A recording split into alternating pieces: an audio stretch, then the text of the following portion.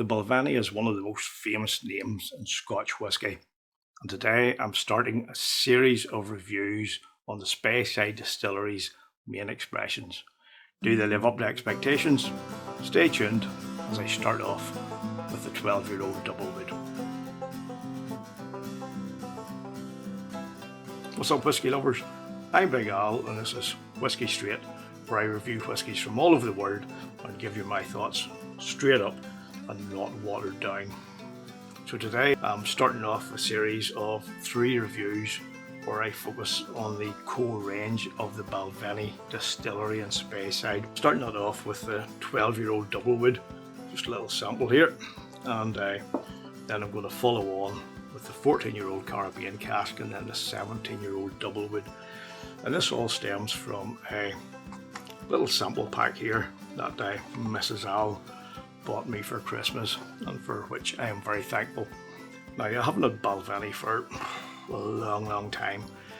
I had a 10-year-old Founder's Reserve which I kept for a long time and just sampled and sipped on and kept it going because I know it was being discontinued, and I really did enjoy that.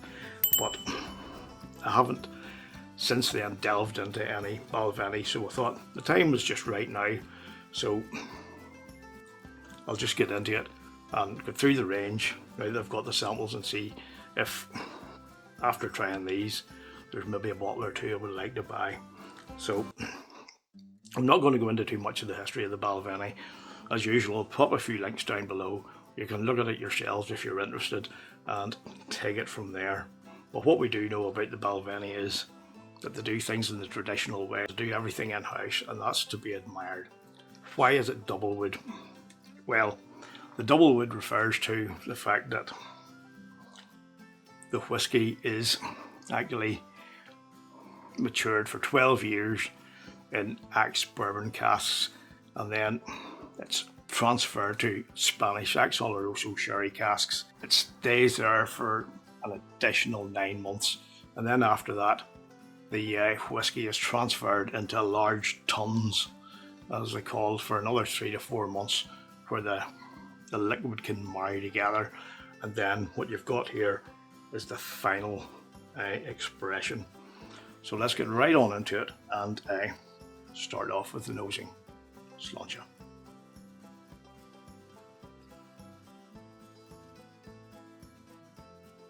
Oh, right off. Honey. Loads and loads of honey. Like, I mean, it is really big on the honey note straight up. And then that sherry influence just comes in right on the back of it. And the really juicy, full-bodied cherry notes as well. Lots of red fruits, dams and jam.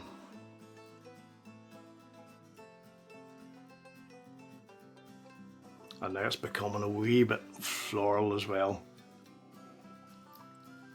Touches of vanilla. But that vanilla, it comes and goes, it's not there all the time. While that initial honey is big on the arrival, the overpowering factor now is that sherry influence.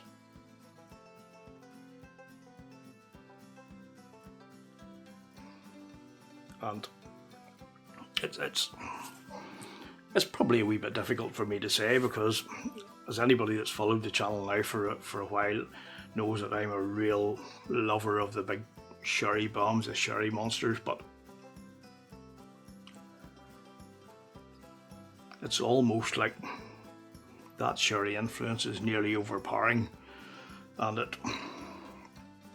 those initial notes that come through of the honey, the vanilla, the dams and jam, the red fruits, they're almost just overpowered by that big sherry hit that comes in right in the back.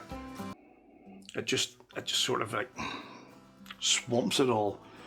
You know, there's that nice initial hit where the nose is really nice and you think there's more to come, and then there's just like a tsunami of sherry and boom, and It just takes everything with it, and all those initial nice notes, those nice flavours, they're gone.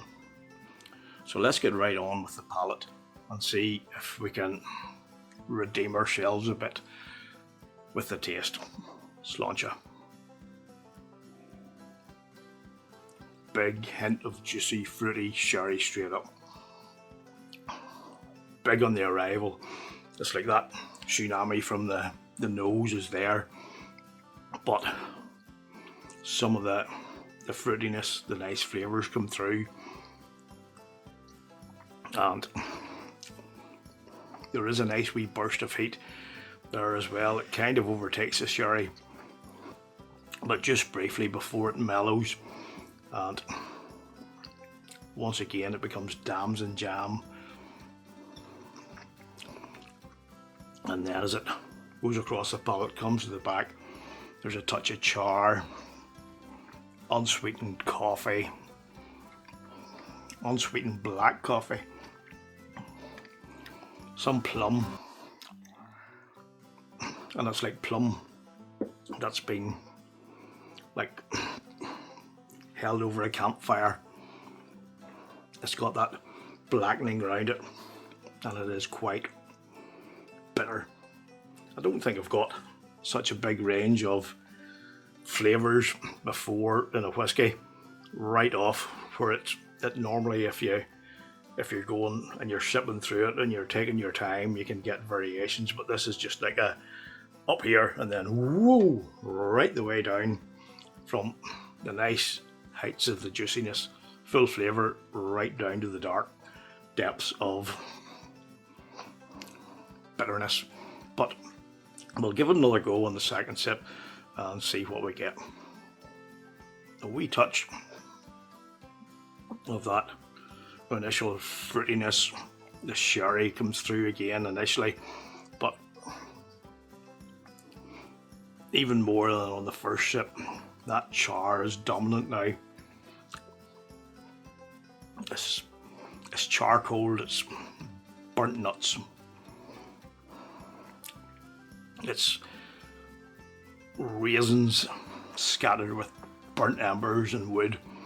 Normally on a sherry finish, I quite often get, that raisin sultana note.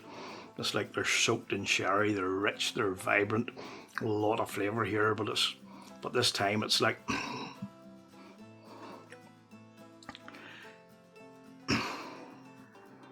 they're burned, they're bitter, they've just been thrown into a fire, and it's just a wee bit of a smack on the palate where it's like, oh, it's like biting into cinders.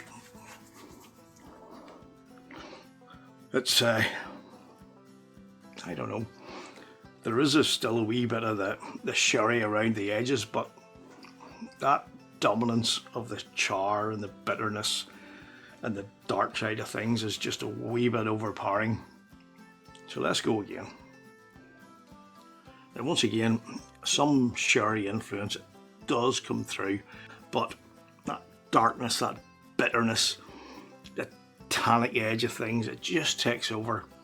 And this really does, for me, it lacks the vibrance, the depth of flavour, those nice, rich sherry influences that I really do enjoy in a whisky. This just doesn't have it for me. It's not working for my palate, and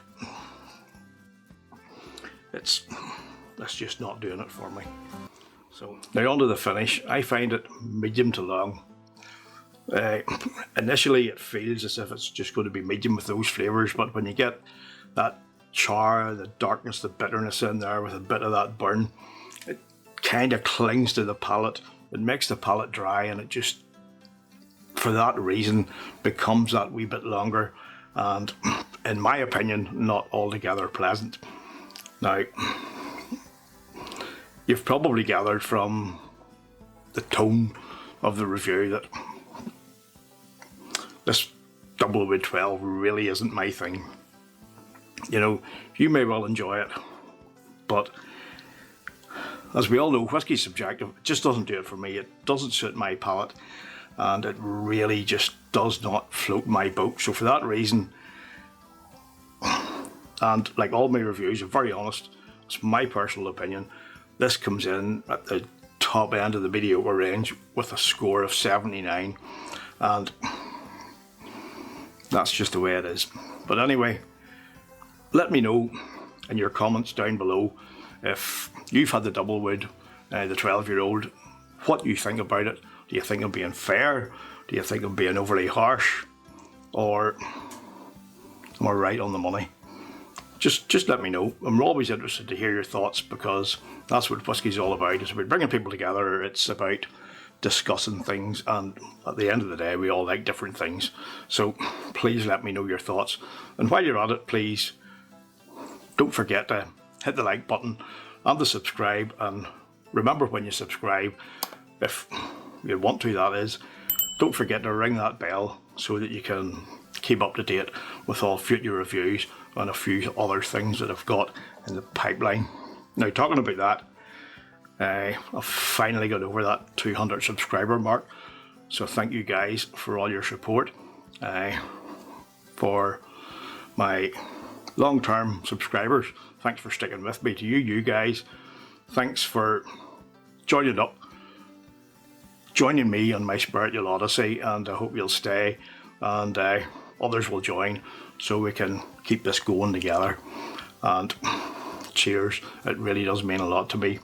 And on that front, I have said previously that when I got to the 200 subscriber mark, I was going to do a giveaway, and I will do, but there's another video coming up. I'm thinking of adding another wee element to the channel, which isn't just entirely reviews, it's just another wee sort of chatty side bit. But stay tuned for the next video, because that will probably be the next video before the next review, which will obviously be the 14-year-old Caribbean Cask. But all will be revealed in the next video, and there will be a giveaway in that. So that's something to look forward to. And as always, folks, thank you so much for your support. Thanks for watching the video. Like, comment, subscribe, spread to share the love, and have a wonderful weekend, folks. Whatever you're doing, make sure you enjoy some good pours, good company, share your whiskey, and enjoy the crack. And as always, make sure you stay safe until the next time, and drink your whiskey the way you like it. Sláinte. Like, comment, subscribe.